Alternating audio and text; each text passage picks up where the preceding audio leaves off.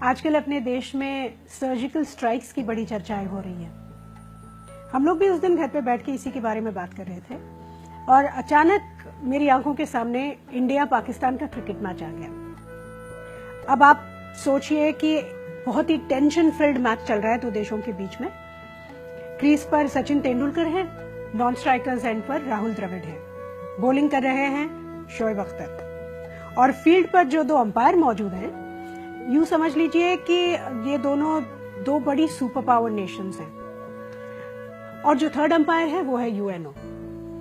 अब शोएब अख्तर जो बॉलिंग कर रहे हैं उसमें बाउंसर पर बाउंसर डाल रहे हैं, उनका पैर बार बार क्रीज के बाहर पड़ रहा है, लेकिन ये जो सुपर पावर अंपायर है जिसका झुकाव थोड़ा सा पाकिस्तान की तरफ है, वो कुछ बोल ही नहीं रहे और ना ही नो बॉल डिक्लेयर कर रहे हैं। अब तेंदुलकर और द्रविड़ को पता चल जाता है कि रणनीति जो है वो हमें ही बनानी पड़ेगी। अब शोएब अख्तर वापस अपना रनअप शुरू कर देते हैं और नॉन स्ट्राइकर एंड पे खड़े राहुल द्रविड़ देख लेते हैं कि उन्होंने बॉल को किस तरह से ग्रिप किया है।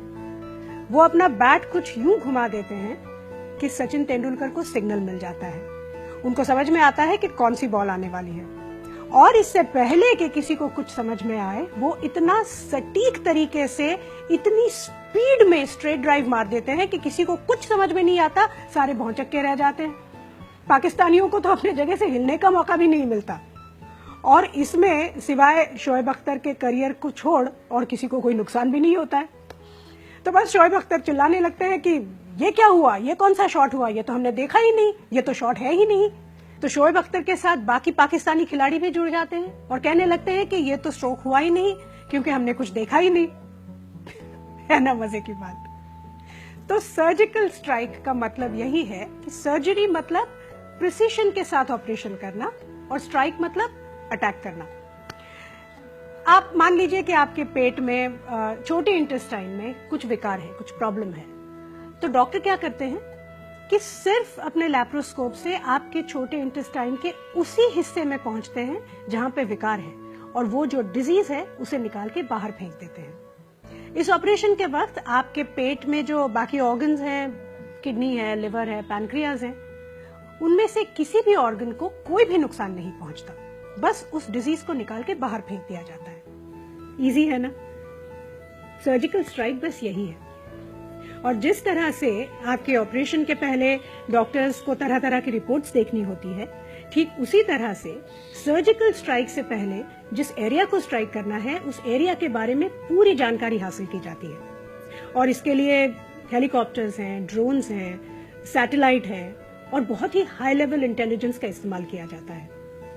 और जब से सर्जिकल स्ट्राइक प्लान होती है तब से लेके जब तक वो पूरी तरह एग्जीक्यूट नहीं हो जाती तब तक इसे एक टॉप सीक्रेट रखा जाता है। सोल्जर्स भी एक दूसरे से बात नहीं करते, सिर्फ सिग्नल द्वारा कम्युनिकेट करते हैं।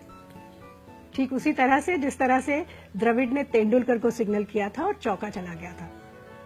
लेकिन मजे की बात तो यह है कि जैसे ही सब पाकिस्तानी खिलाड़ी चिल्लाने लगे तो उनके साथ हमारी जो भारतीय टीम के अन्य प्लेयर्स थे जो प्लेइंग 11 में सिलेक्ट नहीं हुए थे पर जिनको बैटिंग तो करनी थी, वो भी पाकिस्तानियों के साथ हो गए और कहने लगे कि सचिन ने चौका मारा, उसका सबूत दो।